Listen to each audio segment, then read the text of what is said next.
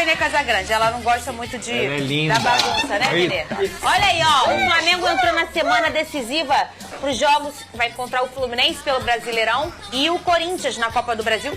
2 jogos muito importantes. E a data FIFA está servindo para o Flamengo ajustar os últimos detalhes dessa partida. Vamos ver. A equipe Pronto, de agora Felipe sai todo Luiz mundo, tem né? 2 importantes missões pela frente. A primeira ainda pelo Brasileirão, que mesmo distante do Botafogo, o foco é continuar vencendo na competição e não desistir. A esperança no rubro-negro foi retomada pela torcida com a chegada de Felipe Luiz, que em pouco tempo mostrou um desempenho com o DNA do Flamengo. Isso não foi apenas nos torcedores, mas também no elenco. Durante os treinos nesse período de data FIFA, o clima tem sido de leveza, com direito a brincadeiras, muitos sorrisos e também trabalho intenso. O fato de Felipe Luiz também ser muito participativo nos exercícios tem chamado a atenção e motivado a equipe.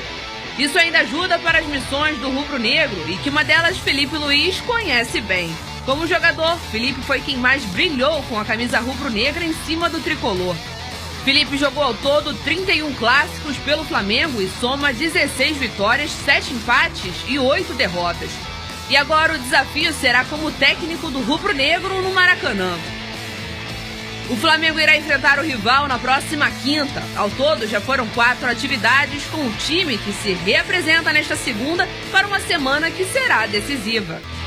Boa tarde, você de casa. Boa tarde, Lucas Pedrosa, Vene Casagrande. Começamos de um jeito diferente. A semana passada foi uma semana especial. O sábado de Dia das Crianças, sábado de Nossa Senhora Aparecida. Ô, Vene Casagrande. Vene que não tem filhos, né? E nem tem vontade de que ter uma opção dele. É não ter. É não ter, muito bem. E a minha mãe acha isso um absurdo. Eu falo, mãe, hoje isso é muito normal. Tem uma geração aí que tá super normal não querer ter filhos. Ô, Vene Casagrande, vamos deixar de lado essa história de criançada.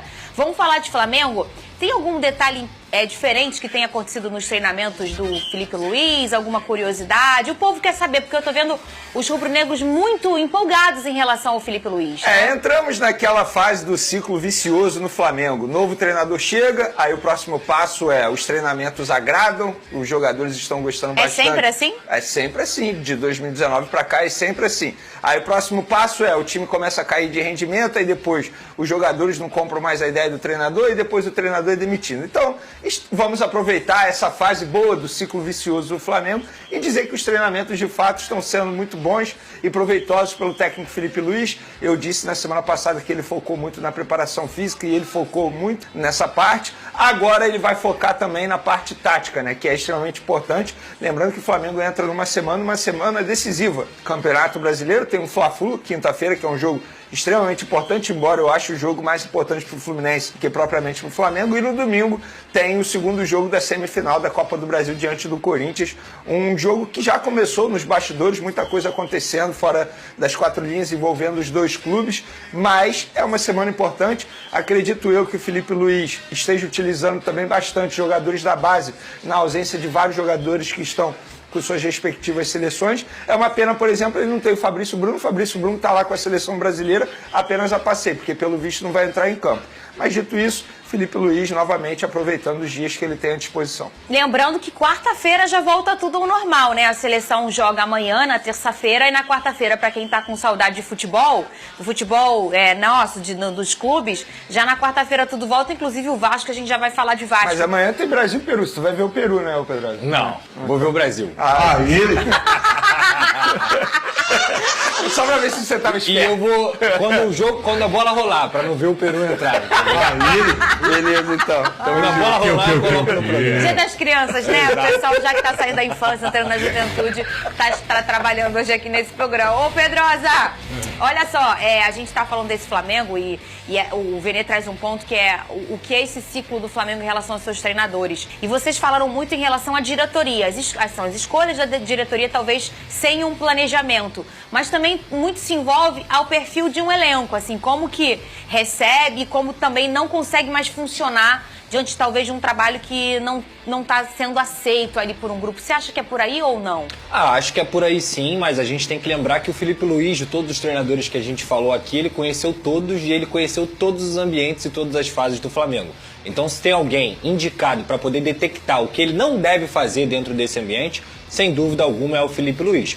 Fora a aceitação de ser um grande cara, de ter um grande caráter, uma grande carreira também. Eu acho que dentro do futebol é muito importante quando o técnico ele tem a sua ideia comprada, mas principalmente porque ele é respeitado por aquilo ali. Eu tenho certeza que todos os jogadores do Flamengo respeitam o Felipe Luiz e ouvem quando ele fala. E agora é entender também o que essa diretoria pensa. Mas lembrando, cara, não dá pra gente cravar nada porque daqui a um mês, daqui a pouco mais de um mês, vai ter uma eleição do Flamengo. Então eu não sei qual é a diretoria que vai estar no Flamengo, não sei se a oposição vai entrar, se a situação continua, até pra gente falar sobre 2025. O que eu tenho pra falar nesse momento agora é que o Felipe Luiz tem muito mais condições de blindar esse elenco e falar sobre a parte esportiva do que qualquer outro treinador, como a gente falou na escolha. Agora, pro ano que vem, é uma verdadeira incógnita. O Flamengo promoveu uma coletiva com o Gabigol, sendo que todas as perguntas foram feitas por crianças. E uma dessas perguntas chamou muita atenção. O tema foi o novo estádio do Flamengo. Cadê? Minha expectativa é enorme. Espero poder jogar no estádio do Flamengo, com a camisa do Flamengo. Quem sabe, mais uma vez, marcar meu nome, fazendo o primeiro gol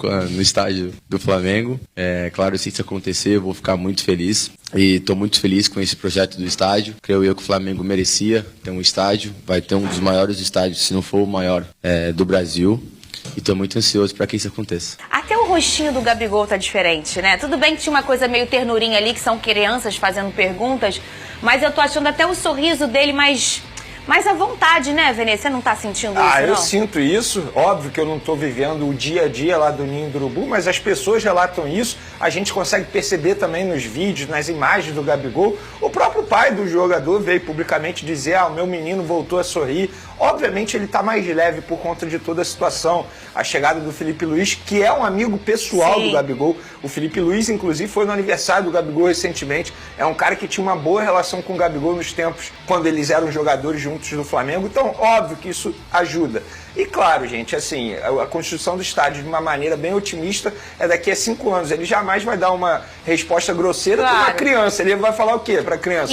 Olha, daqui a 5 anos eu não vou estar mais aqui no Flamengo. Que pergunta é essa? Não, claro que não. Inclusive a pergunta da criança foi boa. Mas imagina que ele até fala de uma forma bem carinhosa: eu vou estar com a camisa do Flamengo no sentido, às vezes ele não está nem mais jogando, né? Mas que ele estará torcendo pelo clube. Não tem como projetar, não tem como tirar nada dessa sonora. E eu acho até que o Gabigol foi inteligente na resposta. Também ele está cavando uma renovação. Ele tem o desejo de renovar. Isso aí a gente sabe muito bem. Você acha que o jogo mudou, independentemente dessa sonora? Eu acho que a vontade do Gabigol pode ter aumentado em querer ficar mais no Flamengo. Óbvio que se fosse o Tite, qual seria a vontade de ele continuar no Flamengo, sendo que ele não era utilizado? Eu acho que a vontade dele mudou. Mas, gente, independentemente da vontade dele, a atual gestão nada pode fazer. Não seria justo você renovar o contrato do Gabigol, dando um longo contrato a ele, inclusive valores altos, sendo que daqui a 60 dias tem uma eleição presidencial. Isso aí é uma decisão que a futura gestão tem que tomar. Mas a resposta do Gabigol, gente, foi para uma criança. Daqui a 5 anos a gente não sabe se o Gabigol vai estar no Flamengo ou não. Mas eu acho que ali também tem uma resposta entre linhas, digamos assim. Olha, se depender de mim, eu renovo.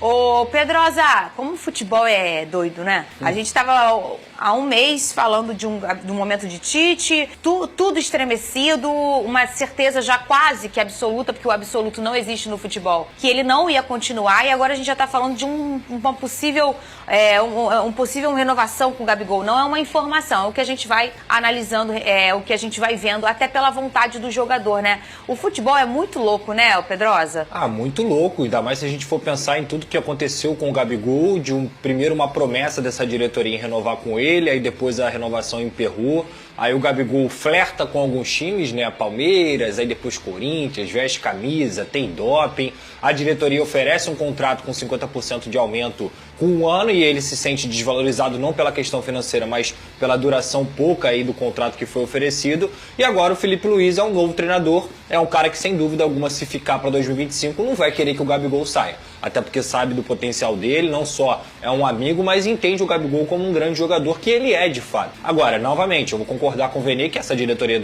não pode renovar com o Gabigol por um longo período, ainda mais com as cifras envolvidas do que o Gabigol ganha.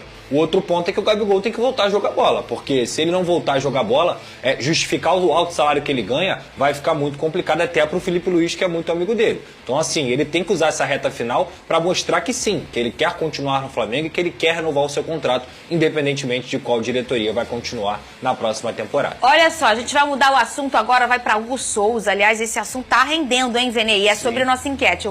A gente dá a informação e depois eu trago você para responder a pergunta. Já vai seguindo a gente lá no Twitter, @SBTRio é o nosso Twitter. Segue a gente, hashtag SBT Esportivo, assim você conversa com a gente. Já vou mostrar para vocês a enquete, porque mais um capítulo da novela da compra do Hugo Souza. O Vene Casagrande, como é que tá essa situação? Corinthians vai ter que pagar outra multa? Conta pra gente o que tá acontecendo, Vene. Vamos lá, não existe mais negociação. O que existe é um contrato que foi firmado quando o jogador foi emprestado ao Corinthians. A opção de compra pode ser exercida a partir do dia 10 de outubro no valor de 800 mil euros. E essa opção de compra precisa ser paga à vista ou com garantidor, que na verdade é um fiador, que o Flamengo aceite. E aí o Corinthians, no final de semana, a gente trouxe isso durante o final de semana, o Corinthians apresentou uma proposta ao Flamengo de um fiador. Só que o fiador é o mesmo da negociação envolvendo o Mateuzinho. E na negociação envolvendo o Mateuzinho, as parcelas estão em atraso. É uma pessoa física, o fiador? Não, é uma empresa. É uma empresa. É a Brax, que é patrocinadora do Corinthians, também é patrocinadora do Flamengo. Só que esse fiador também não firmou, ou seja, a inadimplência na questão do Mateuzinho. Então o Flamengo virou e falou assim, como é que você quer me apresentar o mesmo fiador que já está me devendo em outra negociação? É basicamente o seguinte, você é dono de, sei lá, um concessionário de carro. Eu sou um cliente. Eu vou lá, compro um carro apresentando um fiador de maneira parcelada. E aí eu atrasei as parcelas. Só que aí eu volto um tempo, depois quero comprar um outro carro. E aí para parcelar esse carro, eu vou apresentar o mesmo fiador. Você vai aceitar? Não. Não. Então assim, não adianta essa inversão de valor que está acontecendo. Muita gente culpando, muita gente lá do lado de São Paulo, do lado do Corinthians, culpando o Flamengo nessa situação. O Flamengo não tem culpa de nada. A gente não pode simplesmente jogar a culpa no Flamengo. O Flamengo não é obrigado a aceitar novamente um fiador que não tem nenhuma garantia que vai pagar. Eu não aceitaria. Claro que não, não faz o menor sentido, você está invertendo os valores. Aí muita gente fala assim, mas qual é o problema de dever no parcelamento do Mateuzinho? Eu vou dar um exemplo. Imagina se o Flamengo é eliminado na Copa do Brasil pro Corinthians com o gol do Mateuzinho. É isso, gente. É basicamente isso. Não tem como o Flamengo aceitar essa situação. Imagina ir para o pênalti, o Hugo pegar 3 pênaltis. Perfeito. Só que se o Hugo entrar em campo no domingo sem que o Corinthians tenha comprado o jogador, o Flamengo vai receber o valor da multa lá pela partida, que é de 500 mil reais. Mas vai receber? Não, olha só, o Flamengo não pode dizer pro Corinthians, não, você não vai botar o Hugo Souza em campo. Por contrato, o Corinthians pode pagar até 24 horas depois. Então o Hugo Souza joga e depois o Corinthians paga ao Flamengo. Se o Corinthians não pagar ao Flamengo essa multa de 500 mil reais pela partida, a cláusula de compra não pode ser exercida. Isso também está em contrato. Ou seja, para o Flamengo, tudo ok, tá tudo em contrato, isso é contrato, gente. Não é porque o Flamengo tá jogando duro, porque fez uma negociação ruim com valor pequeno sobre o Hugo Souza. Isso é uma outra discussão. O Flamengo está exigindo tudo que está em contrato. E outra, estamos falando de um clube que não tem nome no mercado. Tá devendo a Deus o mundo. Como é que você vai fazer negócio com um clube que tá devendo a todo mundo? Pra ver o que o povo tá achando. Quem tá certo na história envolvendo o goleiro Hugo Souza? O Flamengo tá certo? Quem tá certo, tá? O Corinthians tá certo ou os dois? Ninguém, absolutamente ninguém votou. Não, agora alguém, não sei. Não, o Flamengo certo. Você acha que o Flamengo tá certo? O Vene Pedrosa acha quem tá certo? Eu vou comprar uma camisa do Vene. E eu falo pro Vene, toma aqui, eu vou comprar a camisa, mas eu vou te dar uma garantia de que a mesma camisa que eu já tentei comprar sua, eu não consegui pagar. E o Vene fala pra mim, não vou te vender, Pedrosa. Quem tá certo nessa história? Não faz o menor sentido. O povo pode votar, tá? Existe uma inversão de valor nessa situação, gente, e na boa, assim. Vários clubes devem a outros clubes. Beleza. Vou dar um exemplo. O Botafogo, de fato, está devendo ao América Mineiro. O Vasco está devendo a alguém. A questão é que o Corinthians está devendo a todo mundo e continua contratando. Esse é o ponto. Vamos lá, olha, vota lá, @SBTRio, cadê o nosso Twitter? Tá aqui, ó, na tela. Aí, @SBTRio, segue a gente lá no Twitter e vota na enquete. Quem tá certo nessa história do Hugo Souza? É o Flamengo, é o Corinthians ou os dois? Vota lá, eu quero saber a sua opinião. Flamengo organiza logística e freta jatinho para contar com convocados no clássico contra o Fluminense. O Flamengo está tomando medidas estratégicas para garantir a presença de seus jogadores convocados para as eliminatórias da Copa do Mundo de 2026 no clássico contra o Fluminense, marcado para quinta-feira, pelo Campeonato Brasileiro. Para isso, o clube montou um plano detalhado e fretou um jatinho particular para trazer os atletas diretamente da América do Sul para o Rio de Janeiro. O objetivo é que todos estejam disponíveis para treinar no Ninho do Urubu na quarta-feira, exceto o Eric Pulgar, que chegará mais tarde. As seleções do Uruguai e do Equador se enfrentam nesta terça-feira, às 20h30, horário de Brasília, em Montevidéu. Ao final do confronto, De La Cruz, Arrascaeta, Varela e Plata embarcarão diretamente para o Brasil no voo organizado pelo Flamengo. A expectativa é que eles participem do treino de quarta-feira à tarde, ajudando o técnico Felipe Luiz a preparar a equipe para o confronto decisivo no Maracanã. Jogos de terça-feira, eliminatórias da Copa de 2026. Uruguai x Equador, 20h30, Montevidéu.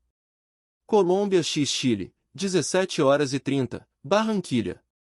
Brasil x Peru, 21h45, Brasília. Enquanto isso, Gerson e Fabrício Bruno, que estão com a seleção brasileira para o duelo contra o Peru, em Brasília, também voltarão ao Rio de Janeiro na quarta-feira.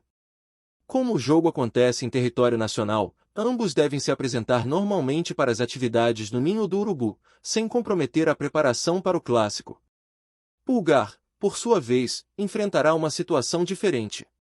O volante chileno, que estará em Barranquilha para o confronto contra a Colômbia, só deve retornar ao Brasil na quarta tarde, o que o impedirá de participar do treino do período. Com todos esses detalhes em mente, o Flamengo está planejando as atividades de cada jogador de acordo com o desgaste nas eliminatórias. A equipe técnica avaliará a minutagem e a condição física de cada atleta para definir a intensidade dos treinos e garantir que estejam prontos tanto para o clássico contra o Fluminense quanto para o jogo decisivo contra o Corinthians, no domingo, pelo Brasileirão. Atuação dos convocados na última rodada das eliminatórias. Peru 1x0 Uruguai. De La Cruz não entrou em campo. Arrascaeta e Varela jogaram os 90 minutos. Equador 0x0 Paraguai. Plata esteve em campo por 66 minutos. Chile 1x2 Brasil. Fabrício Bruno não foi utilizado. Gerson jogou 45 minutos. Pulgar estava suspenso e não participou da partida. O planejamento do Flamengo reflete a importância do clássico e do duelo contra o Corinthians, já que ambas as partidas podem ser decisivas na reta final da temporada.